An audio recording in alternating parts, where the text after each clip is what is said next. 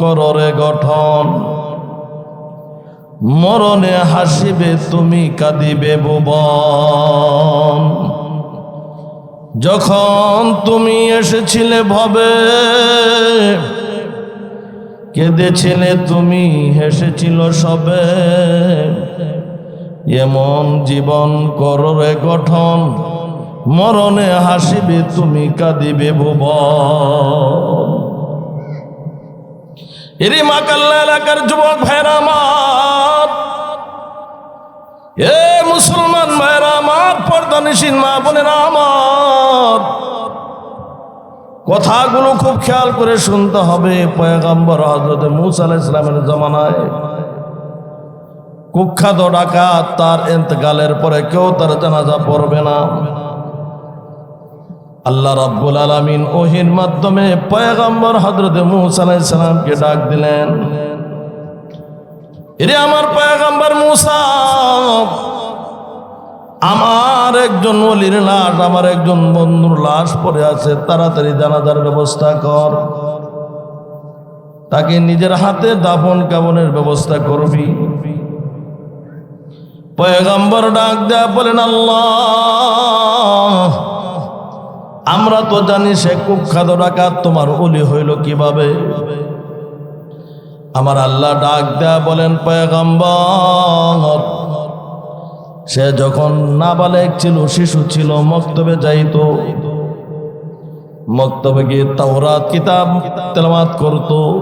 হুজুরের কাছে তেলাওয়াত করতে করতে একদিন আমার আখিরি জামানার পয়গম্বর বিশ্বনবীজির নাম চলে আসছে। আর এই লোকটা মুহাব্বতের সাথে আমার নবীজির উপর সাল্লাল্লাহু আলা মুহাম্মদ পড়েছে, আমার হাবিবের উপর একবার দরুদ পড়েছে। এজন্য আমি আল্লাহ রাব্বুল আলামিন কুখ্যাত ডাকাতের জীবনের গুনাহগুলো মাফ করে দিয়ে ওই ডাকাতটাকে আমার ওলির লিস্টের মধ্যে নাম লিখে দিয়েছি। আল্লাহু আকবার। এরে যুবক ভাইরা আমার, সময় পাইলে নবীজির উপর দরুদ পড়বা। সবচেয়ে সংক্ষিপ্ত দরুদ হলো সাল্লাল্লাহু আলা নবী সাল্লাল্লাহু আলা মুহাম্মদ। হাদিস শরীফে আছে, কোনো মানুষ যদি ঋণগ্রস্ত হয়ে যায় আর জোহরের নামাজের পর, জোহরের নামাজ আদায় করার পরে দুরূদ শরীফ আল্লাহুম্মা সাল্লি আলা মুহাম্মদ 100 বার করে পড়ে, আল্লাহ রাব্বুল আলামিন গায়বী খাজানা থেকে তার ঋণ পরিশোধ করার ব্যবস্থা করে দিবে। এর যুবক ভাইরা আমার, কেমন নবীর উম্মত হয়েছে হয়তো আমরা অনুভব করতে পারি না রে বাবা। আমাদের আদি পিতা আদম যখন জান্নাতে ছিলেন, একা একা জান্নাতের ভিতরে ওনার ভালো লাগে না, ওনার সঙ্গিনীর দরকার। আল্লাহ রাব্বুল আলামিন কুদরতি অপারেশনের মাধ্যমে জান্নাতের ভিতরে আদমের 3টা পর্দার ভিতর থেকে চামড়া, গোশত আর একটা হালকা পর্দা চামড়া থেকে 3টা পর্দার ভিতর থেকে একটা পাকা হাড় নিয়ে আমাদের মা হাওয়া আলাইহিস সালামকে সৃষ্টি করলেন। সৃষ্টি করে আদমের পাশে শোয়া দিলেন। যেই মাত্র আদম নবীর চেতনাবোধ ফিরে আসলো, ফিরে আসার সাথে সাথে আদম নবীর হাত শুধু আমাদের মা হাওয়া আলাইহিস সালামের দিকে যেতে চায়, কারণ এটা অটোমেটিক আল্লাহ এই ক্ষমতা দিয়ে সৃষ্টি করেছেন। কথা ঠিক না বেঠিক যারা বলে, নেগেটিভ পজিটিভের মতো আদমের হাত শুধু আমাদের মা হাওয়া আলাইহিস সালামের দিকে যেতে চায়। আল্লাহ ডাক দেয়া বলেন, আদম, এখনো পর্যন্ত এই মহিলা তোমার জন্য বৈধ হয়নি, আগামী বিবাহ পড়াবো, তারপরে তোমার হাত যাবে। আল্লাহ রাব্বুল আলামিন দুইজনের মধ্যে বিবাহ পড়াইয়া দিলেন। এখন আদমের হাত যায়, আল্লাহ রাব্বুল আলামিন ডাক দেয়া বলেন, আদম, এখনো পর্যন্ত তোমার বিবাহের কাজ কমপ্লিট হয়নি। আগে তুমি তোমার স্ত্রীর মহারানা আদায় করো, তারপরে তোমার হাত তোমার বিবির দিকে সামনে বাড়াও, সম্প্রসারিত করো, আগে বিবির মহারানা আদায় করো। আদম নবী ডাক দেয়া বলেন, রে মালিক, মহারানা কি জানি না, কিভাবে আদায় করতে হবে তাও বুঝি না। আল্লাহ রাব্বুল আলামিন ডাক দেয়া বলেন, ও আমার পয়গম্বর আদম, তুমি যদি তোমার বিবির মহারানা আদায় করতে চাও তাইলে আমার আখিরি জামানার পয়গম্বর বিশ্বনবীর উপর 3 বার দুরূদ পড়ে নাও, তোমার মহারানার হক আদায় হয়ে যাবে। জোরে জোরে বলেন সুবহানাল্লাহ। অনেক মুরিব্বি বাবারা খুশি হয়েছে মাশাআল্লাহ। 40 বছর 80 বছর 90 বছর হয়েছে, 10 লাখ টাকা কাবিন দেওয়ার কোনো ব্যবস্থা নাই। হুজুরে যখন আজ ওয়াজ করছে, আদম নবী বলে মহারানা আদায় করছে, নবীর উপর দুরূদ পড়া। আমরা আজকে বিবির কানে কানে গিয়ে বলবো আল্লাহুম্মা সাল্লি আলা মুহাম্মদ, আল্লাহুম্মা সাল্লি আলা মুহাম্মদ, আল্লাহুম্মা সাল্লি আলা মুহাম্মদ। বিবি গো, আজকের ওয়াজের দ্বারা বুঝতে পেরেছি নবীর উপর 3 বার দুরূদ পড়লে মহারানা আদায় হয়ে যায়, তোমার মহারানাও শেষ, ডিসমিস। এমন নিয়ত আবার কেউ করেন না, কারণ ওইটা ছিল আদম নবীর বিষয়, তাও জান্নাতের ভেতরে। আর আমাদের নবীর শরীয়ত বিধিবিধান হলো আলাদা। আল্লাহ বলছেন আনতাবতাগু বিআমওয়ালিকুম, তোমরা তোমাদের বিবিদের মহারানা আদায় করো অর্থ দিয়ে, টাকা দিয়ে। এই 10 লাখ 10 টাকা খালি কাবিনে ঘুরতেছে, কিয়ামতের ময়দানে কিন্তু দাঁড়াইবো, যে সোজা হয়ে যাবো। এটা আর খাতায় থাকবো না, তখন দাঁড়ায় যাবো, বিবির হক আদায় করো। নবীজি জীবনের শেষ ভাষণে, বিদায় ভাষণে কি বলে গেছেন? আলা ফাস্তাউসু বিন-নিসা। আমার নবী ডাক দেয়া বলে গেলেন, আরে উম্মত, তোমরা তোমাদের বিবিদের হক আদায় করো, বিবিদের মহারানা আদায় করো, বিবিদের হক আদায় করো, বিবিদের সাথে সুন্দর ব্যবহার করো। কিন্তু আমরা কয়জন পুরুষ আছি আমরা বিবিদের হক আদায় করি? বুকে হাত দিয়ে এমন খুব কম পুরুষ বলতে পারবে, কারণ এই জায়গাত গেলে সবাই আমরা ফেল হয়ে যাব। কারণ এমন কোনো মৌলবী নাই, এমন কোনো মানুষ নাই যে তার বিবির সাথে কোনো না কোনো দিন একটু খারাপ ব্যবহার করেছি। কথা ঠিক না বেটি? এখানে গিয়ে পরীক্ষায় ফেল। কিন্তু নবীজি আম্মাজানদের সাথে কেমন আচরণ করতেন? আম্মাজান আয়েশা বলেন, নবীজি কখনো আমাদের সাথে খারাপ ব্যবহার করতেন, কোনোদিন খারাপ ব্যবহার দিতেন না। কখনো যদি আমাদের রান্না বান্নায় দেরি হতো, নবীজি পবিত্র হাত দিয়ে আমাদের রান্না বান্নার কাজে সহযোগিতা করতেন। সুবহানাল্লাহ বলতে মনে চায় না? আর আমরা কি করি? একটু রান্না বান্নার দেরি হয়ে গেলে হাতে যদি ওই গরু তাড়ানের লাঠি থাকে অথবা লাকড়ি লুকড়ি যা থাকে ওইটা দিয়ে শুরু করে। আমাদের স্বভাব তো নষ্ট হয়ে গেছে। কথা ঠিক না বেটি? জোরে বলেন। গত 4 বছর বা 5 বছর আগে আমার তেলিপাড়ার থেকে একজন লোক আসছে, কারণ এলাকার নাম বলছি, মানুষের নাম বলবো না। আয়েশা ডাক দেয়া বলেন, হুজুর সর্বনাশ হয়েছি। কি? হাল চাষ করে বাড়িতে আইয়া দিই, খাবার হয়েছে না, মিজাজ খারাপ হয়ে গেছে, ক্ষুধাও লাগছে, প্রচন্ড ডায়াবেটিসের রোগী, নিজেরা আর কন্ট্রোল করতে পারছি না। এই জন্য হাতে লাঠি ছিল, লাঠি দিয়ে শুরু করলাম। শুরু করার পরে আমার বিবি কয়, ও সলমুদ্দির বাবা আর মাইরো না, আমি তোমার ধর্মের বাপ রাহি, আর আমার একটা বাড়িও দিও না।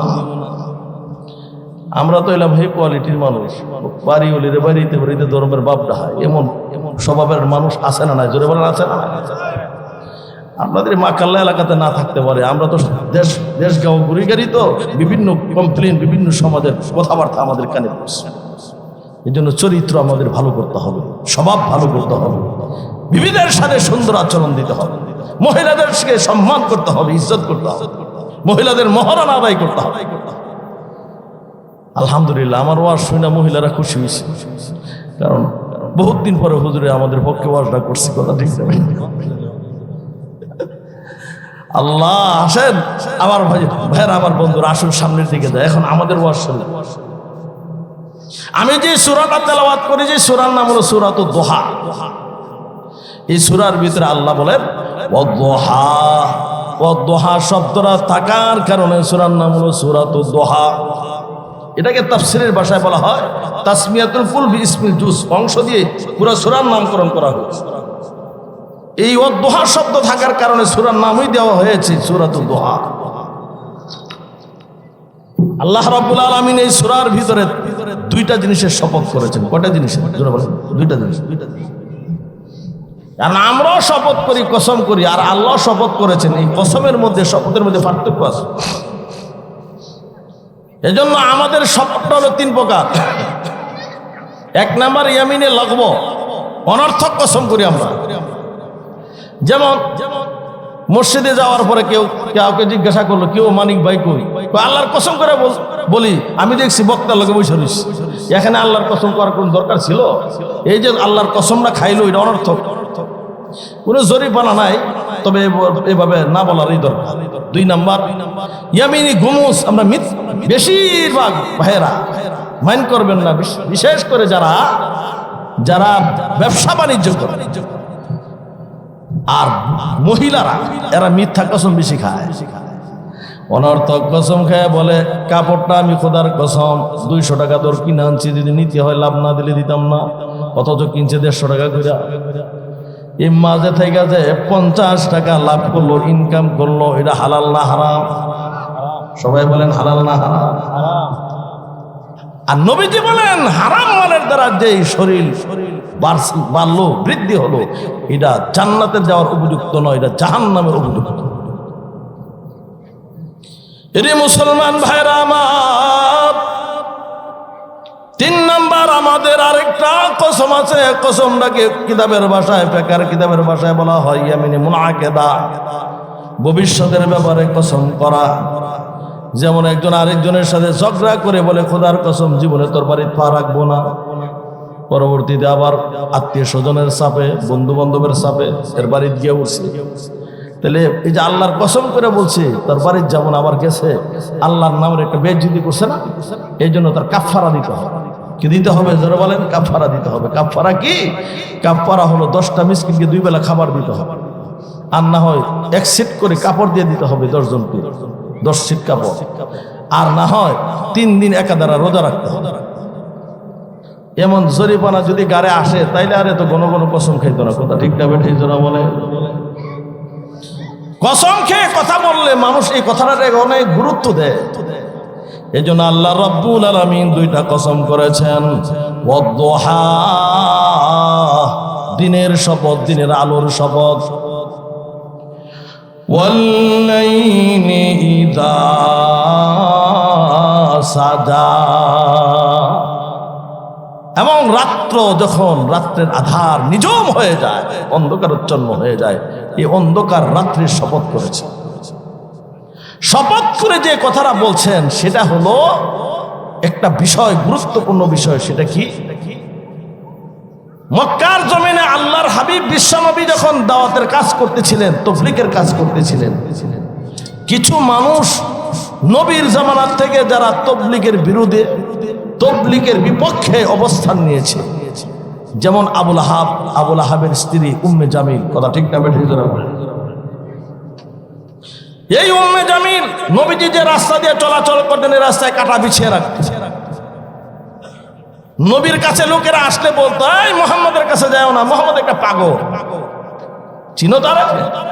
আমার 2 ছেলেরে তার 2 মেয়ে দিয়ে বিবাহ করাইছি, উতবা আর উতাইবা। নবীজি নবুয়ত প্রাপ্তির আগে 2 মেয়ে 2 জনের কাছে বিবাহ দিয়েছে, 2 ছেলের কাছে। আবুল আহাবের 2 ছেলের কাছে বিবাহ দিয়েছে। এদের কাছে যেও না। এক দল আয়েশা বলেন, আচ্ছা ঠিক আছে, তুমি যে বলো বারবার মুহাম্মদের কাছে না যাওয়ার জন্য, আচ্ছা একটু দেখি মুহাম্মদ কয় নম্বরের পাগলের একটা দেখার দরকার আছে।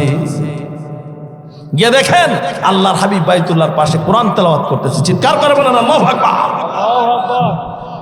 ওয়াদ-দুহা ওয়াল-লাইলি ইযা সাজা মা ওয়াদ্দাআকা রাব্বুকা ওয়া মা ক্বালা ওয়ালাল আখিরাতু খায়রুল লাকা মিনাল উলা। প্রত্যেকটা আয়াতের অন্তমিল কত চমৎকার দেখছেন, ছন্দের অন্তমিল গুলো প্রত্যেকটা আয়াতের শেষে ইয়ার উপরে খাড়া যাবে। ওয়াশ-শামসি ওয়াদুহাহা ওয়াল-কমারি ইযা তালাহা ওয়ান-নাহারি ইযা জাল্লাহা। শুধু হা হা শেষে। ইন্না আতাইনাকাল কাউসার ফাসাল্লি লিরাব্বিকা ওয়ানহার ইন্না শানিআকা হুয়াল আবতার। প্রত্যেকটা আয়াতের শেষ হলো রায়ের উপর জজম, রা জজমের উপর রা সাকিরের উপর শেষ হয়েছে। তাইলে পুরাণের প্রত্যেকটা আয়াতের ছন্দের অন্তমিল বড় চমৎকার। লোকেরা ডাক দেয়া বলেন, এ মক্কার লোকেরা, তোমরা মুহাম্মদকে পাগল বলো, কিন্তু আমরা মুহাম্মদের কোরআন শুনে বুঝতে পারলাম এটা কোনো পাগলের কথা নয়। কারণ কোনো পাগলের কথার ভিতরে এমন সুন্দর ছন্দের অন্তমিল থাকে না, এত গ্রামার থাকে না, এত ফাসাহাত বালাগাত থাকে না। বোঝা যায় এই কালাম এটা নিজের পক্ষ থেকে নয়, এটা আসমানি কালাম, আসমানি কথা। সুতরাং এই কোরআন সত্য, কোরআন এই পর্যায়ে আমরা কালিমা পড়ে মুসলমান হয়ে গেলাম। লা ইলাহা ইল্লাল্লাহু মুহাম্মাদুর রাসূলুল্লাহ সাল্লাল্লাহু আলাইহি ওয়াসাল্লাম। সুবহানাল্লাহ, কালিমা পড়ে মুসলমান হয়ে গেল। এই আবু লাহাবের স্ত্রী উম্মে জামিল বড় ডেঞ্জারাস মহিলা, এক নেতার বউ আর এক নেতার মেয়ে, আবু সুফিয়ানের মেয়ে। নবীর বড় কষ্ট দিত। নবী যে অসুস্থ ছিলেন, তাফসীরের কিতাবে আসছে হযরত আব্দুল্লাহ ইবনে জুবাইর রাদিয়াল্লাহু তাআলা থেকে বর্ণিত,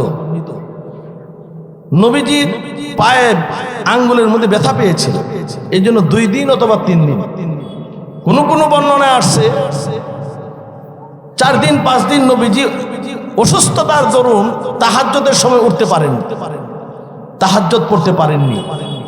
এই জন্য ওই আবু লাহাবের স্ত্রী উম্মে জামিল বলতে লাগলো, ও মুহাম্মদ, বুঝতে পারছি তোমার রব তোমার প্রতি অসন্তুষ্ট হয়ে গেছে। আগে তো দেখছি রাত্রে দাঁড়ায় দাঁড়ায় রবের সাথে যোগাযোগ করতা, এখন তো আর যোগাযোগ নাই, কানেকশন নষ্ট হয়ে গেছে। আরেক বর্ণনায় আসছে নবীজির কাছে 12 দিন 15 দিন 25 দিন মতান্তরে 40 দিন ওহী আসা বন্ধ ছিল। এখন ওই আবু লাহাবের স্ত্রী বলতে লাগলো, এরে মুহাম্মদ, তোমার কাছে এখন আর শয়তান আসে না? বলে নাউযুবিল্লাহ। জিবরাইল আলাইহিস সালাতু ওয়াস সালামকে আবু লাহাবের বিবি শয়তান আখ্যায়িত করেছে। তোমার কাছে শয়তান আসে না, বোঝা যায় তোমার রব তোমার প্রতি অসন্তুষ্ট হয়ে গেছে। আল্লাহ 2টা জিনিসের শপথ করে বলেন, দিনের কসম, রাত্রের কসম। যখন রাত্রি নিঝুম হয়ে যায়, ও হাবিব আমার, ও মুহাম্মদ, মা ওয়াদ্দাআকা রাব্বুকা ওয়া মা ক্বালা, আপনার রব আপনাকে ছেড়ে দেননি, আপনার প্রতি অসন্তুষ্ট না। জোরে বলেন সুবহানাল্লাহ। ওয়ালাল আখিরাতু খায়রুল লাকা মিনাল উলা। আমার আল্লাহ আয়াতে আমার নবীকে সান্ত্বনা দিয়েছেন। প্রথম 2টা আয়াত হলো কসমের জন্য আল্লাহ ব্যবহার করেছেন। তারপরে কসমের পরে যে কথাটা বলা হয় তাকে বলা হয় জবাবে কসম। মা ওয়াদ্দাআকা রাব্বুকা ওয়া মা ক্বালা, এটা হলো জবাবে কসম। আল্লাহ জবাব দিলেন, তোমার রব তোমার প্রতি অসন্তুষ্ট না, তোমাকে ছেড়ে দেননি। এখন আল্লাহ রব্বুল আলামিন আমার নবীকে এখন সান্ত্বনা দিতেছেন, ওয়ালাল আখিরাতু খায়রুল লাকা মিনাল উলা। আমার আল্লাহ ডাক দেয়া বলেন, হাবিব,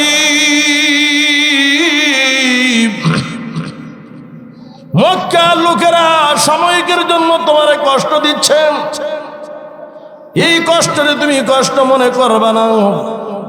ওয়ালাল আখিরাতু খায়রুল লাকা মিনাল উলা, আখিরাতটা তোমার জন্য উত্তম, অর্থাৎ আখিরাতে তোমার জন্য উত্তম ব্যবস্থাপনার রয়েছে। আখিরাতটা তোমার জন্য হলো স্থায়ী। ওয়াল আখিরাতু খায়রুম ওয়া আবকা, আখিরাতটা আখেরাতটা হলো চিরস্থায়ী, আর দুনিয়াটা হলো ক্ষণস্থায়ী। আল্লাহর হাবিব ডাক দেয়া বলেন, এর উম্মত, আজকে চিরস্থায়ী ঠিকানার কথা তোমরা ভুলে গেলাম। তুহিব্বুনা দুনিয়া ওয়া তানসাউনাল আখিরাহ, দুনিয়ার ভালোবাসায় মত আখিরাত ভুলে গেলা। তুহিব্বুনাল মালা ওয়া তানসাউনাল হিসাব, আজকে মালের ভালোবাসার মধ্যে পড়ে তুমি হিসাবের কথা ভুলে গেছো। হালাল কামাই করো না, হালাল না হারাম সেটা চিন্তা ভাবনা করো না।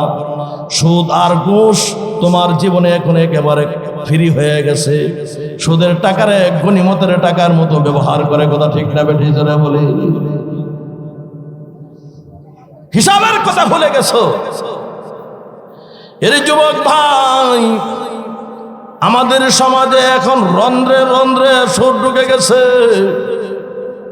সকালবেলা উঠলে শুধু কিস্তির আওয়াজ শোনা যায়, কিস্তি দিতে হবে।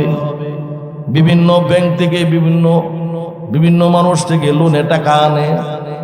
আবার আমাদের দেশে কিছু মানুষ আছে কোনো ইনকাম সোর্স নাই, তার ইনকাম সোর্স হলো টাকা বিলি করে করে ওই টাকার থেকে টাকার সুদ খায়। সুদ কাকে বলে? কুল্লু করজিন জাররা নাফা, প্রত্যেক ওই ঋণ যে ঋণের ইনকাম বাড়ায়, টাকা নিয়ে আসে, মাসও ঠিক থাকবো কিন্তু ইনকাম আর। একজনে 1 লক্ষ টাকা দিল একজনকে, যে সপ্তাহে তোর 500 টাকা করে আমার কি করতে হবে, অতিরিক্ত দিতে হবে, 500 টাকা করে দিয়ে যাবে। যতদিন পর্যন্ত আমার 1 লক্ষ টাকা পরিশোধ না হবে ততদিন পর্যন্ত প্রতি সপ্তাহে আমার 500 করে টাকা দিয়ে যেতে হবে। এই যে 500 টাকা সে খাইতেছে, এটাকে বলা হয় সুদ। কথা ঠিক না বেঠিক? সুদের এক একটা টাকা কত বড় ডেঞ্জারাস, কত মারাত্মক জানেন? মিশকাত শরীফের বর্ণনায় আসছে, দিরহামুর রিবা, রিবার একটা টাকা আসাদু, এটা বেশি মারাত্মক 36 বার জিনা করার চেয়ে। 36 বার জিনা করলে যতটুকু গুনাহ হবে, এর থেকে আরো মারাত্মক হলো রিবার, সুদের একটা টাকা ভক্ষণ। নবীজি আরো বলেছেন, মিশকাত শরীফের বর্ণনা, ওলামায়ে কেরাম, আপন মায়ের সাথে জিনা করলে যে গুনাহ হয়, এর চেয়ে মারাত্মক ডেঞ্জারাস গুনাহ হয় একটা টাকা যদি সুদের গ্রহণ। আমার ভাইরা, আমার বন্ধুরা, আসুন কুরআনুল কারীমের সূরাতুল বাকারার 275 নম্বর আয়াতে বলেন, আল্লাযীনা ইয়াকুলুনার রিবা লা ইয়াকুমুনা ইল্লা কামা ইয়াকুমুল্লাযী ইয়াতাখাব্বাতাহুশ শাইতানু মিনাল মাস। ভূতে আসর করলে, শয়তানে ধরলে, জিনে ধরলে যেমন ভূতাশ্রিত লোকগুলো কখনো হাসে কখনো কাঁদে, পাগল পাগলামি করে, ঠিক কিয়ামতের ময়দানে সুদের সাথে যারা জড়িত ছিল ওই সুদী মানুষগুলো কিয়ামতের ময়দানে এমন ভূতাশ্রিত লোকের মতো, মানুষ দেখলেই বুঝবে 1 নম্বর সুদ। এখন যারা সবচেয়ে বেশি ব্যাংকে ইন্টারেস্ট দিতে পারে, সুদে বেশি টাকা লোন করতে পারে, এদেরকে নোবেল পুরস্কার দেওয়া হয়। নোবেল পুরস্কার নয়, মনে রাখবা জাহান্নামের অহংকার দিয়েছে। কথা ঠিক না? এই হক কথা কোনো যদি ওলামায়ে কেরাম বয়ান করে, তাইলে মসজিদের ইমামতি বেশি দিন টিকে না, আর বেশি এই মাওলানারে বেশি ওয়াজের দাওয়াত দেওয়া হয় না। আর আলহামদুলিল্লাহ, ওয়াজের দাওয়াতের জন্য আমরা হক কথা বন্ধ করি না, কারণ রিজিকের মালিককে জোরে বলেন কে? ওয়াজ একটা বন্ধ হবে আর 40টা লাগিয়ে থাকবে, সিরিয়াল দিয়ে মানে কোলানো যায় না, এত ওয়াজ আসতেছে। কারণ হলো রিজিকের ব্যবস্থা করেন কে? জোরে বলেন না? কি হক কথা বলতে হবে, এটা আমাদের দায়িত্ব। কিছুদিন আগে আমার এক ছাত্র মসজিদে নামাজ পড়ায়, হুজুর এখন আর মসজিদের ভিতরে এই ওয়াজ করার, জুমার দিন আর বয়ান করার কোনো পরিবেশ। কেন? প্রথম দিন ওয়াজ করছি সুদের বিরুদ্ধে। এখন মসজিদের যিনি সভাপতি, ওনার দিকে তাকায় তাকায় ওয়াজ করছি। আমি ভাবছি সভাপতি খুব পছন্দ করতেছে, লাইক করতেছে আমার বয়ানটারে। নামাজ শেষে হুজুর আমার রাইকে নিয়ে, আচ্ছা হুজুর, এছাড়া আর কোনো বিষয়বস্তু বুঝে পাইছেন না আপনি? না। কেরা কই দিল আমি যে খাই, এই কথাটা কইছে কারা? আচ্ছা আমার দিকে তাকায় তাকায় যে ওয়াজটা করছে। আচ্ছা ঠিক আছে, যা দেব না। পরের সপ্তাহে ঘুষের বিরুদ্ধে বললাম, সেক্রেটারি সাহেব কয় আচ্ছা ঠিক আছে হুজুর কি ব্যাপার, আমার বাড়িতে খাওয়ান বন্ধ থাকবো। এরা কই দিল আমি যে রুম করি। পরের সপ্তাহে করলাম হারামের বিরুদ্ধে, জুলুম অত্যাচারের বিরুদ্ধে। পরে কেশিয়ার সাহেব কয় হুজুর বেতন নিয়েন আগামী মাস হয়ে। আমি যে অমুকের ক্ষেতটা মানে জবরদখল করছি, পয়লা সপ্তাহে ধরছেন সভাপতির, পরের সপ্তাহে ধরছেন সেক্রেটারির, এই সপ্তাহে বুঝি আমারে ধরছেন না, বেতন নিয়ে আগামী মাস। এখন ওয়াজ করার ব্যবস্থা নাই, কারণ যার দিকে তাকায় ওয়াজ করবো এই কে বোঝায় হুজুরের কাছে অনেকে ইনফরমেশন দিয়ে দিচ্ছে। কথা ঠিক না বেঠিক জোরে বলেন। এই জন্য সুদ ঘুষ আমাদের রন্ধ্রে রন্ধ্রে আমাদের রক্ত নষ্ট হয়ে গেছে, ক্যান্সার হয়ে গেছে। আমি দেখছি আমার সচক্ষে যারা সুদের টাকা খেয়েছে, কয়েক বছর পর মৃত্যুর আগে তার শরীরের রক্তটা নষ্ট হয়ে গেছে। পরে ডায়ালিসিস করেও আর এটাকে ঠিক রাখা যায় না, চেহারাটা বিকৃত হয়ে যায়, শয়তানের সুরত ধারণ করে, শুকরের আকৃতি ধারণ করে। কথা ঠিক না বেঠিক জোরে বলেন। আমি সুদের বিরুদ্ধে বেশি বলবো না, একটু টাচ দিয়ে যায় আমার ভাইজান। যদি কোনো গরু অথবা ছাগল, কোন পশুর শরীরের মধ্যে যদি পোকা হয়, শরীর গরুর বাতে না কি বলেন, পায়ের মধ্যে পোকা হয়ে যায়, কোন ইমাম সাহেবের কাছে, খতিব সাহেবের কাছে, কবিরাজের কাছে, মুফতি সাহেবের কাছে যায়েন না, বাড়ির বইয়ে দেখে 7টা সুদির নাম লিখবেন, সলমুদ্দি, কুলুমুদ্দি, কবুলুদ্দি, আফসরুদ্দি, এমনি 7টা লিখে একটা তাবিজ বানায় খালি গরুটার গলাত বানবেন, সকালে 10টায় বানবেন, 10:30টার সময় দেখবেন পোকা যা আছেন সব পরিষ্কার। যদি না হয় আমার জিজ্ঞাসা করেন, কারণ যদি না হয় ইনকেস তো মনে করতে হবে যে 7টার নাম দিছি একটা মনে আগে খাইতে হবে, মনে ছেড়ে দিছি, তোবা করে নিচ্ছি, নতুন আরেকটা জয়েন দিতে, এত ডেঞ্জারাস। এজন্য আমি আমার মসজিদে ভেড়ানা করে আমি বলছি, দাওয়াত দিলে ইমাম সাহেবকে বলেছি হুজুর দাওয়াত কিন্তু খালি দিলে রাখেন না, একটু ইনকাম দেখেন, শুধু আমাদেরকে দিয়ে মানুষ ওয়াজ করায়, সহি কথা বলায়। এখন হারাম খেয়ে যদি আমরা আমাদের জবান নষ্ট করে দেই, এই কথায় মানুষের আসর হবে না, দোয়া করলে দোয়া কবুল হবে না। কারণ কবুল হবে কেমনে? কারণ আস্তে আস্তে এই হারামের ভিতরে তো হারামের যে প্রভাব, এই বাতাস তো আমাদের শরীর হলো। একটা জমানা ছিল দোয়া করতে দেরি আর দোয়া কবুল হতে দেরি নেই। কথা ঠিকটা বলি। হাফিজ হুজুর রাহমাতুল্লাহি আলাইহির কাছে এই যখন জনাবের শাহ সাহেব বাংলাদেশের প্রেসিডেন্ট ছিলেন, বৃষ্টি হচ্ছে না, বৃষ্টির জন্য হুজুরের কাছে গেলেন। হুজুর সবারে নিয়ে এই পল্টন ময়দানে নামাজ পড়ছে, ইস্তেসকার নামাজ পড়া দোয়া করছে। দোয়া থাকতে থাকতে এমন প্রবল বৃষ্টি শুরু হয়েছে, সারা শরীর ভিজা সবাই এখন যার যার বাসায় গেছে, বাড়িতে গেছে। আর এখন দোয়া করলে দোয়া কবুল হয় না, দোয়া উপরে ওঠে না। উঠবো কেমনে? কারণ উঠার রাস্তা বন্ধ হয়ে গেছে, ইনকাম মালা না। কথা ঠিকটা বেঠিক। আবার এটা তো আপনাদের কথা বললাম, আমাদের যারা বক্তা ওলামাই কেরাম যারা, আমাদেরও কিছু স্বভাব খারাপ আছে। কিছু আলেম ওলামা আছে মানুষকে দিনের কথা বলে, ওয়াজ নসিহত করে, আর কন্ট্যাক্ট করে আসে যে আমারে 1 ঘন্টা বয়ান করলে 50,000 দিতে হবে, নাইলে 50,000 আগে দিতে হবে, তারপরে টেজে উঠবে। এই সমস্ত ওলামাই কেরাম বক্তা যারা, এদেরকে থুতু মারবেন।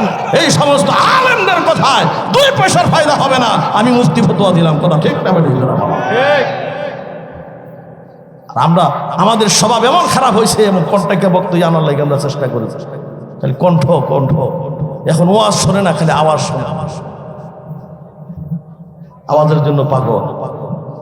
কন্ট্যাক্ট করে ওয়াজ শোনে, আর শ্রোতায় সমুদ্র হয়ে যায়, জনসমুদ্র হয়। আরে ভাই, জনসমুদ্র দিয়া আলেম মাপা যায় না। এমন জনসমুদ্র তো হয়, আপনি যদি এখানে একটা মানে কুপি জ্বালায় দেন, মোমবাতি জ্বালায় দেন, দেখবেন পোকামাকড়ের জনসমুদ্র হবে। পোকামাকড় পরে এই কীট পতঙ্গের দ্বারা কি হয়?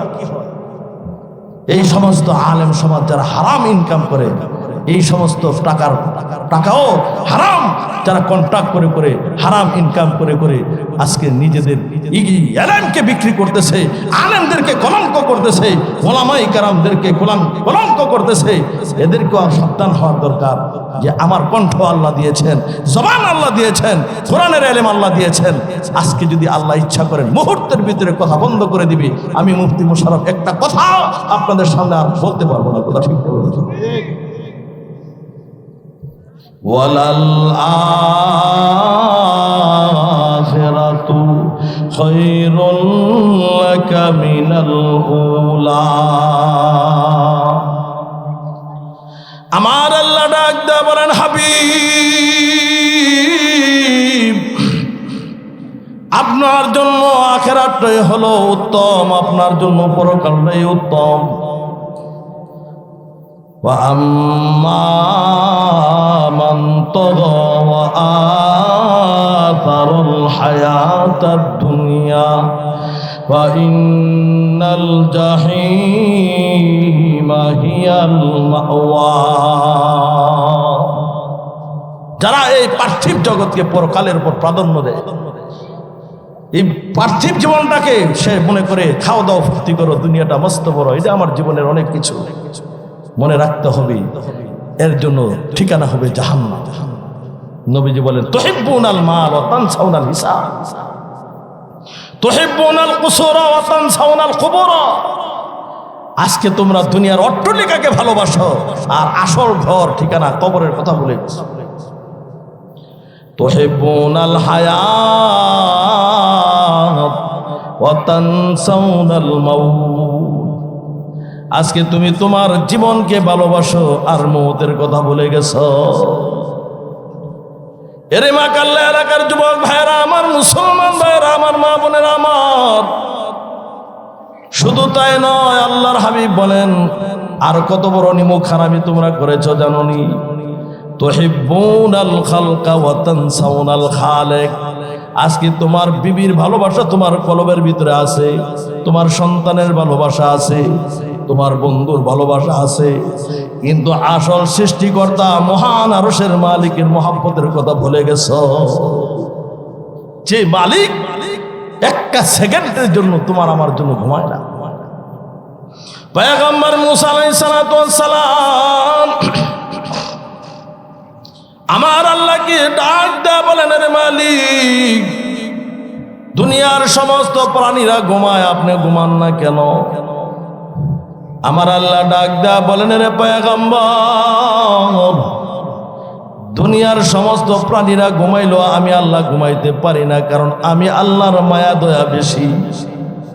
আমি আল্লাহ যদি ঘুমাইয়া যান আর এই মুহূর্তে যদি কোনো বান্দা বান্দি বিপদে পড়ে আমি আল্লাহরে ডাকতে থাকে, তখন আমি আল্লাহ রাব্বুল আলামিন, আমি আল্লাহ আমার বান্দা বান্দির ডাকে সাড়া দিব কিভাবে?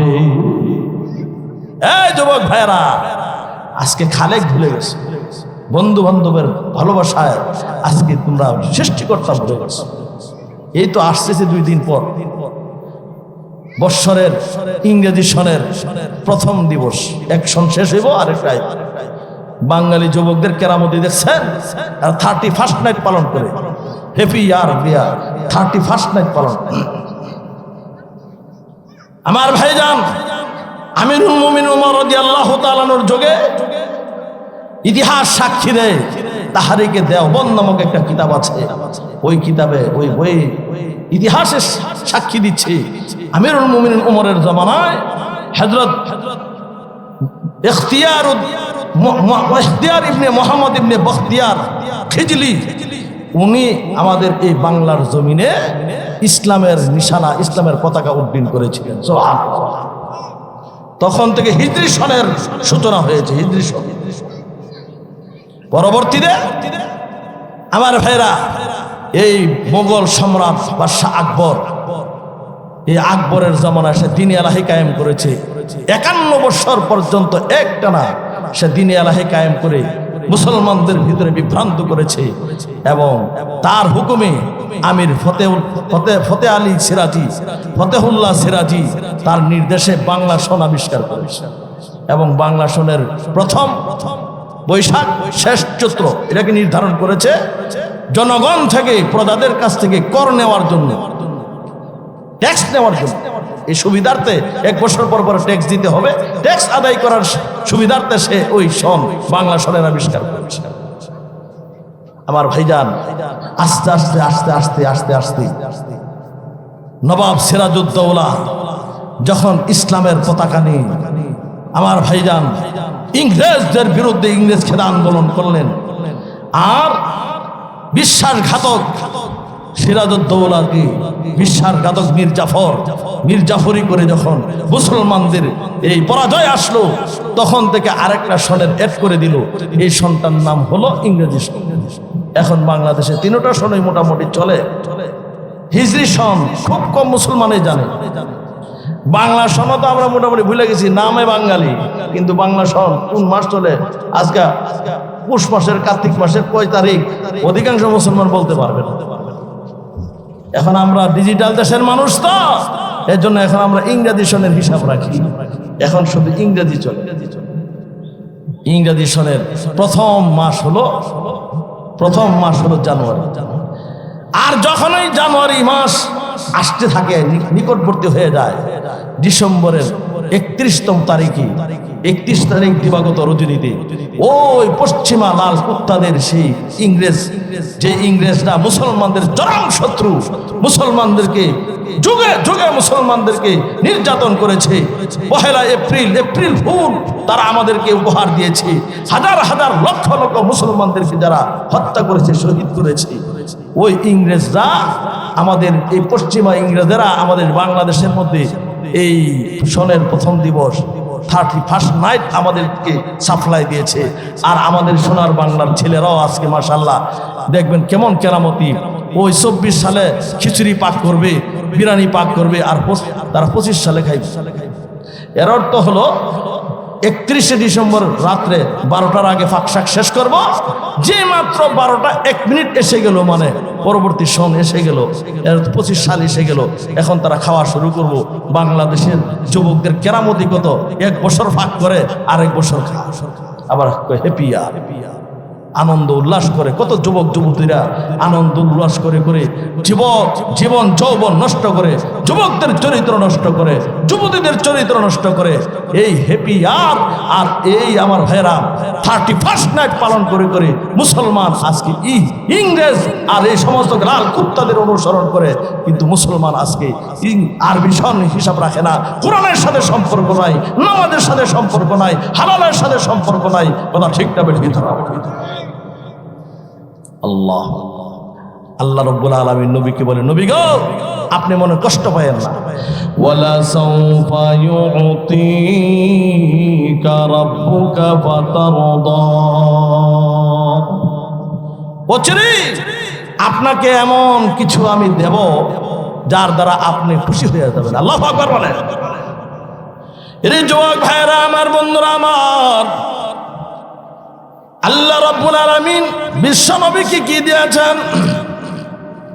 এই আয়াতের তাফসীরে আসছে, মুফাসসিরে কেরাম লেখেন আল্লাহ রাব্বুল আলামিন বিশ্ব নবীকে মুসা পয়গম্বর তুর পাহাড়ে আল্লাহ রাব্বুল আলামিনের সাথে কথা বলতেন, আর আপনার আমার নবীকে আল্লাহ রাব্বুল আলামিন ইনভাইট করে জিবরাইল আর মিকাইলকে পাঠাইয়া, বুরাক পাঠাইয়া একেবারে বাইতুল মুকাদ্দাস, তারপরে প্রথম আকাশ, দ্বিতীয় আকাশ, চতুর্থ আকাশ, পর্যায়ক্রমে সপ্তম আকাশ বাইতুল মামুর, সিদরাতুল মুনতাহা, হিজাবে কুবরা, একেবারে আল্লাহর কুদরতি বাড়ি পর্যন্ত নিয়ে গেলেন। জোরে জোরে বলেন সুবহানাল্লাহ। ফাদানা ফাতাদাল্লা ফাকাবা কানা কাউসাইনি আও আদনা। ধনুক টান দিলে যেমনি ভাবে ধনুকের 2 মাথা কাছাকাছি চলে আসে, আল্লাহ বলেন আমি আমার বন্ধুকে এভাবে আমার কাছে নিয়ে আসছি। নিয়ে এসে কি দিয়েছি জানেন?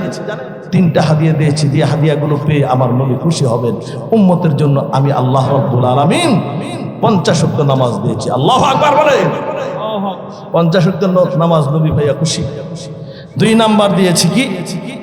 সূরাতুল বাকারার শেষ 2টা আয়াত, আমানার রাসূল থেকে শেষ পর্যন্ত। 3 নাম্বার দিয়েছি শাফাতে কুবরা, কিয়ামতের কঠিন ময়দানে উম্মতের দলগুলো সব নবীদের দরবারে দৌড়ায় যাবে। কোন নবী আল্লাহর সাথে কথা বলার সাহস করবেন না। হাবিব এক এক পয়গম্বরের কাছে গেলাম, কোন নবী তো আমাদের জন্য সুপারিশ করার সাহস করেন না। ওগো আল্লাহর পয়গম্বর, সর্বশেষ আপনার দরবারে আসছি, আপনি আমাদের জন্য একটু সুপারিশ করে দেন। আল্লাহর হাবিব বিশ্বনবী ডাক দেয়া বলবেন, রে উম্মত, একটু অপেক্ষা কর, আমি আমার মালিকের দরবারে একটা সেজদা করে নেই। চিৎকার করে বলেন আল্লাহু আকবার। একটা সেজদা করি, সেজদাতুন ওয়াহিদাতুন খায়রুম মিনাদ দুনিয়া ওয়া মা ফিহা। একটা সেজদাকে যদি এক পাল্লায় রেখে দেওয়া হয়, সাততমক আসমান জমিনকে যদি অপর পাল্লায় রেখে দেওয়া যায়, সাততমক আসমান জমিনের তুলনায় বান্দার একটা সেজদার পাল্লা আল্লাহ পাকের কাছে ভারী হয়ে যাবে। চিৎকার করে বলেন আল্লাহু আকবার। আমার ভাইরা, আমার বন্ধুরা, আসুন সেই সেজদা আজকে আল্লাহর দরবারে আমরা দেই না। জুমার দিন যে পরিমাণ মুসলিম মসজিদে আসে, এই শনিবার দিন ফজরের টাইমে কি এই পরিমাণ মুসল্লি ছিল না? কি জোরে বলেন? তাইলে এই নামাজ, জুমার নামাজ যেই কোয়ালিটির ফরজ, ফজরের নামাজও সেই কোয়ালিটির ফরজই ছিল। কথা ঠিক না বেঠি? জোহরের সময় এই মুসল্লি নাই, আসরের সময় মুসল্লি। জোহর যায় হেলায় খেলায়, আসর যায় খেলাধুলায়। সময় থাকতে যদি তুমি সময়ের মূল্যায়ন না করে, একদিন তোমাকে আফসোস করতে হবে রে আমার বাবা। এজন্য মুসলমান যুবক ভাইদেরকে বলে যাবো, রে যুবক, এই মাকাল্লা এলাকার যুবক ভাইরা, তোমাদের পাওটা আমি নাগাল পাবো না, নাগাল বলে হাত রাইখা বলতাম, শুধু ওয়াজ করাইলে হবে না। একটা ওয়াজ করাইলে অনেক খরচ, অনেক টাকা পয়সা খরচ হয়, আলেমদেরকে দাওয়াত দিতে হয়, অনেক মানুষকে অ্যারেঞ্জমেন্ট করতে হয়। যারা আয়োজন করে তারা বোঝে ওয়াজটার পিছনে শ্রম কত, কতদিন আগে থেকে প্রিপারেশন। আজকে আমার মাহফিল কোথায় ছিল জানেন? আমার নেত্রকোনা। তখন আমি ওই নেত্রকোনার প্রোগ্রামটাকে ওনাদের সাথে আলোচনা সাপেক্ষে, বাটফারি করে না, আলোচনা সাপেক্ষে বলছে, আমার মাদ্রাসার পাশে আমার একজন অত্যন্ত হিতাকাঙ্ক্ষী মহাব্বতের ভাই, উনি আজকে আমার দাওয়াত দিতে চাইতেছে, আমি আপনাদেরকে আরেকজন ভালো বক্তা দিয়ে দেই, ওই বক্তারা আমার থেকে ভালো আলোচনা করবে, আপনারা শোনেন। নেটের ওয়াজ শোনায় এরে খাওয়াইছি, আর এটা এরে দিয়া আমি আপনাদের এখানে আসছি। সুবহানাল্লাহ বলতে মনে যায় না? এরা আপনাদের ভালোবাসে। আমি জানি এলাকার মানুষ আমাকে ভালোবাসে, মহব্বত করে। আমার দূর দূরান্ত যাওয়ার দরকার, আমার তো বাস পেশা না, ইনকাম সোর্স না যে আমার হাজার হাজার লাখ লাখ টাকা ইনকাম করতে হবে। কারণ কাপড়ের পকেট নাই, এই টাকা পয়সা লিয়ে যাবো। আমার ভাইরা, আমার বন্ধুরা, এর জন্য তোমাদেরকে বলে যায়, যুবক ভাইদেরকে ঘটনাটা বলতেছি। আমি চিন্তা করলাম, আল্লাহ বলছেন, কু আনফুসাকুম ওয়া আহলিকুম নারা, তুমি তোমার আহালকে আগে জাহান্নাম থেকে বাঁচাও, তারপরে তুমিও নিজে জাহান্নাম থেকে বাঁচাও। তাইলে আমার আহাল নেত্রকোনার আগে আমি চিন্তা করলাম, মাকাল্লার ভাইরা আমার আহাল, এই জন্য এদেরকে আমার আগে জাহান্নাম থেকে বাঁচাইতে হবে, তারপরে নেত্রকোনার চিন্তা। আমার ভাইরা, আমার বন্ধুরা, কারণ এই মাকাল্লা এলাকার মানুষ ইসলামপুর মাদ্রাসায় দান করেন। এই মাকাল্লা এলাকার মানুষ ইসলামপুর মাদ্রাসাকে ভালোবাসে, আমি মাওলানাকে ভালোবাসে। এই যে মানিক ভাই আছে, কলটা দেওয়া মাত্র এত ব্যস্ততার মধ্যে কলটা ধরে, আবার কল ফিরাইয়া কথা বলে, অন্তর থেকে ভালোবাসে। কিয়ামতের ময়দানে যদি ডাক দেয়া বলেন, হুজুর আমি দাওয়াত দিয়েছিলাম, আপনারা তো নামাজের কথা বললেন না, হালাল হারামের কথা বললেন না, সুদের কথা বললেন না, ঘুষের কথা বললেন না, পর্দার কথা বললেন না, মাদ্রাসায় যখন চাইছেন তখনও যে আমরা টাকা পয়সা দিয়েছি, তাইলে আপনারা যে আমাদেরকে হক কথাগুলো বলেন নাই, কিয়ামতের ময়দানে আমি মাওলানা কিয়ামতের ময়দানে আসামি হয়ে যাব। কথা ঠিক না বেঠিক জোরে বলে? যদি এখন বলি, মানিক ভাই আমার মাদ্রাসার দরকার 5,000 টাকা লাগবে, আমার 2 বস্তা চাউল লাগবে, সাথে সাথে, তাহলে এই লোকটা যদি এভাবে আমাদেরকে সাহায্য করে, তাহলে কিয়ামতের ময়দানে এই একটা মানুষ, এই এলাকার একটা মানুষ যদি জাহান্নামে যায়, কিয়ামতের ময়দানে আমার তো আসামি বানাইতে সময় লাগবে না। হুজুর কি ব্যাপার, আপনারা যখন যা চাইছেন, যখন বলছেন তখন দিছি। আমার মানুষগুলো, মাকাল্লাবাসীগুলো, আমি মসজিদের সভাপতি, এই মানুষগুলো, এদেরকে নামাজের কথা আপনারা কেন বলেন? এদেরকে কেন সুদ থেকে, ঘুষ থেকে বাঁচার কথা বলেন নাই? কেন আপনারা আমাদেরকে আসামি বানান? এই মাকাল্লার যুবকদেরকে আমি জানি, এই যুবকগুলো বড় ভদ্র। একটা যুবক আজকে থেকে নামাজ কাজা করবো না, রাজি আছি ইনশাআল্লাহ? জোরে বলেন, কে কে নামাজ পড়বো? হাত উঠায় দেখান তো। নারায়ে তাকবীর। আল্লাহ আমাদেরকে কবুল করেন, মঞ্জুর করেন, সকলে বলে আমিন। এই যুবক ভাইরা, আমার বন্ধুরা আমার, যেই পরিমাণ সময় তোমরা মোবাইল ইন্টারনেট নিয়ে ব্যস্ত থাকে রে যুবক, তোমাদেরকে আরেকটা কথা বলে যায়, এই মোবাইল ইন্টারনেট ফেসবুক বেশি দেখো না। ব্রাহ্মণবাড়িয়ার একজন মানুষ বেশি মোবাইল দেখতে দেখতে তার চোখ অন্ধ হয়ে গেছে। এটা কিন্তু একটা মেশিন, এটা তোমার চোখ আকর্ষণ করে। বেশি মোবাইল ইন্টারনেট ফেসবুক না দেখা মোবাইল ইন্টারনেট দেখলে আমি বললাম ডাক্তার বিজ্ঞান বলে তার চোখের যদি নষ্ট হয়। আর আল্লাহর কালাম কোরআন বেশি বেশি তেলাওয়াত করলে, কোরআনের দিকে তাকায় থাকলে আমার নবী বলেন তোমার চোখের জ্যোতি বাড়ে। জোরে বলেন সুবহানাল্লাহ। কোরআন না পড়তে বলে কোরআনের দিকে তাকায় দেখো, কোরআন দেখো, কোরআনের লাইনের উপর দিয়ে হাত ঘুরে কোরআন পড়ার চেষ্টা করো। একটা 10টা যুবক 5টা যুবক যদি ইমাম সাহেবের কাছে আসে, হুজুর আমরা কোরআন শরীফ শিখছিলাম ছোট সময়, ভুলে গেছি, এখন আর পারি না, এখন আপনি আমাদেরকে একটু সময় দেন, আধা ঘন্টা সময় দেন বিকালবেলা, আমরা অবসর থাকি। তাহলে হুজুরের স্যালারি বেতন 5,000 টাকা বাড়ালে যে পরিমাণ খুশি না হবে, 5টা যুবক আইসা যদি এভাবে কোরআন শিখার আগ্রহ প্রকাশ করে আরো বেশি খুশি হয়।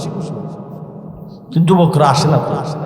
যুবকরা, আমি অধিকাংশ যুবক ভাইদেরকে দেখছি এরা বেশিরভাগ মোবাইল ইন্টারনেট ফেসবুক নিয়ে ব্যস্ত থাকে। অনেক বুড়া বাবাদেরকে দেখছি চায়ের দোকানে বেশি সময় কাটে।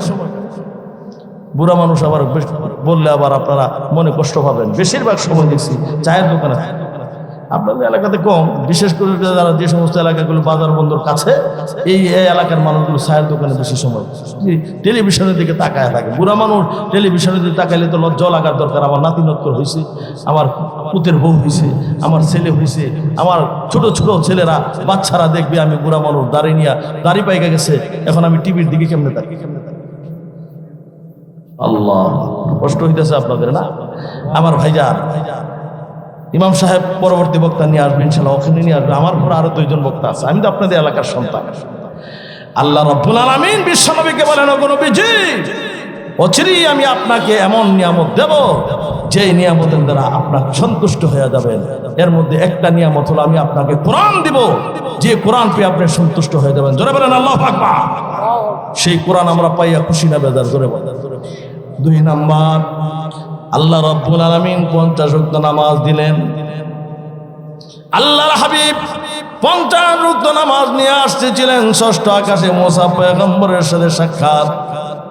বলেন যাও যাও কমায়া নিয়ে আসো। 9 বার গেলেন, 5 9 45 ওয়াক্ত কমে গেল, 5 ওয়াক্ত রয়ে গেল। আমার আল্লাহ ডাক দেয়া বলেন, রে আমার হাবিব, যা যা যা, তোর উম্মতের জন্য 5 ওয়াক্ত নামাজ ফরজ করা হয়েছে, কিন্তু 5 ওয়াক্ত নামাজ পড়বে 50 ওয়াক্ত নামাজের সব দান করে দেবো। জোরে বলেন আল্লাহু আকবার।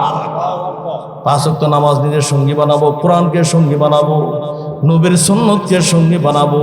যুবক ভাইদেরকে আরো একটু বলে যাই, যাদের মা বাবা দুনিয়াতে আছে বেশি বেশি করে মা বাবার খেদমত করবো। রাজি আছি নাকি? জোরে বলে বেশি বেশি করে মা বাবার সেবা দিব, খেদমত করবো। আমি মাওলানা আপনাকে ওয়াজ করে আপনার জন্য দোয়া করে ওই জায়গাতে আপনার পৌঁছাইতে পারবো না। আপনার মূর্খ মা বাবা দোয়া করে আপনাকে যে জায়গাতে পৌঁছে দেবে। কথা ঠিক না?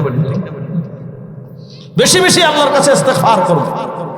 এই মাকাল্লা এলাকার মা বোনেরা, তোমাদের জন্য আমি অনেক ওয়াজ করেছি। আশপাশে আসলে আমি অনেক মহিলাদের ওয়াজ করি। এর জন্য আমি মা বোনদেরকে বলে যাবো, 5 ওয়াক্ত নামাজ পড়ো, রমজানের রোজা রাখো, পর্দার ভিতরে জীবন যাপন করো, স্বামীর কথা মেনে চলো, স্বামীরই মানো, আর পর্দার ভিতরে থাকো। কারণ প্রত্যেকটা দামি জিনিসকে আল্লাহ প্যাকেট করেছেন। জাতীয় ফল কাঁঠাল প্যাকেট আছে, ওই যে ইয়ার থেকে রাজশাহী থেকে একটা আম আসে, এটার নাম বলে ল্যাংরাম। কেন যে নাম ল্যাংরা দিছে জানি না, ইয়ে তো মজার আম। এই আমটার মধ্যে খাবার আছে না নাই? জোরে এখন যে রাজশাহী থেকে যে সিলাইয়া তারপরে গাড়ির উপরে দিয়া দেয়, আয়েন রাধাগঞ্জ বাজারে যদি কেউ নিয়ে বসে, আর যত পচা মাছি আছে এটা যদি বসছে, এটা কিনবো দূরের কথা, মাগনা দিল আনতো না। কথা ঠিক না? কেন? খাবার নষ্ট হয়ে গেছে। এই মহিলারা, ঠিক তেমনি ভাবে তোমাকে আল্লাহ পর্দার বিধান দিয়েছেন। পর্দার ভিতরে থাকো, তোমার সম্মান বজায় থাকবে, সমাজে ইফতিজিন বন্ধ হবে, সমাজের জেনা ব্যভিচারী বন্ধ হবে, সমাজে যারা সন্তানের আবির্ভাব কম হবে, সমাজের ভিতরে উচ্ছৃঙ্খলতা কম হবে। আর তুমি যদি উপেন খোলামেলা বেপর্দা হয়ে চলাফেরা করতে থাকো, বেপর্দায় চলো, তাহলে তোমার মধ্যেও মাছি বসবে। অর্থ তোমার দিকে যুবক এবাহাখররা তাকাবে, বাবা খররাও তাকাবে, গাঞ্জা খররাও তাকাবে, তাকাবে, মুছিও তাকাবে, রিক্সাওয়ালাও তাকাবে, সমাজের নিকৃষ্ট লোকেরাও তাকাবে, ভালো লোকেরাও তাকাবে। কথা ঠিক না? তোমার এই নজর লাগে তোমার পেট নষ্ট হয়ে যাবে। ওই পেট থেকে ভালো সন্তান হবে না। যেমনি ভাবে আমাদের এই সমস্ত বাইগুন খেত আর এরকম ভাবে কুদুক টালের মধ্যে মানুষের নজর না জানি লাগে, এই জন্য ফাতিলের মধ্যে সুনা দিয়া দেখছেন নি আপনারা? একটা ভালো লাউয়ের মধ্যে যদি নজর লাগতে পারে, ভালো একটা এই বেগুন ক্ষেতের মধ্যে যদি কুনজর লাগতে পারে, তাইলে মানুষের মধ্যে মানুষের বদ নজর আসে না নাই? জোরে বলেন আসে না নাই? এই জন্য মহিলাদেরকে বলে যায় পর্দার ভিতরে থাকো, তোমাদের সমাজ তোমাদের সম্মান ঠিক থাকবে, তোমরা সুন্দর হবে, তোমাদের জান্নাত হবে খাদিজাতুল কুবরার সাথে, তোমাদের জান্নাত হবে হযরতে ফাতেমার সাথে। আমি আর লম্বা করে আলোচনা করব না, আমার পুরো দুইজন বক্তা আছেন, অতিথিবৃন্দ আছেন, আলোচনা করবেন। আমি আমার অসমাপ্ত আলোচনা আজকের জন্য এখানেই রাখলাম। ওয়া আখিরু দাওয়ানা আনিল হামদুলিল্লাহি রাব্বিল আলামিন।